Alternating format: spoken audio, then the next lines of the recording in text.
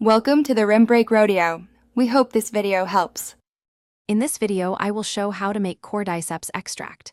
Start by selecting your material and choosing an alcohol or water method, then gather equipment like jars, a scale, and filters. Measure your mushroom and solvent ratios carefully, maintain clean conditions, and label everything. Follow timed steeping, heat, or cold infusion procedures, and perform a final filtration and concentration step to store the extract safely in amber bottles for future use. Gather your Cordyceps, high-proof alcohol if making a tincture, or distilled water for a tea-style extract. Measure your ingredients with a reliable scale and clean glass jars and filters.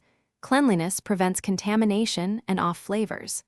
Label jars with dates and ratios so you can track batches and potency. Prepare amber bottles for finished extract storage to protect against light and extend shelf life. If you're enjoying this guide, please subscribe and like, it really helps. Quick recommendation: life's too short for a stinky car. Grab Little Tree's black ice to keep your vehicle smelling crisp between extraction sessions and enjoy a little sensory lift when handling herbs. It's a fun, small comfort that pairs well with lab work. Check the description for the link and other deals, then now let's get back to the video. Start by weighing your Cordyceps and adding your chosen solvent at a consistent ratio.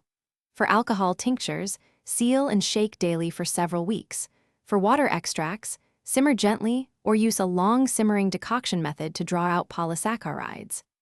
After extraction, filter through fine mesh and press the solids to recover liquid, then optionally reduce the extract over low heat to concentrate it before bottling. Thanks for watching. Consider subscribing if we helped you.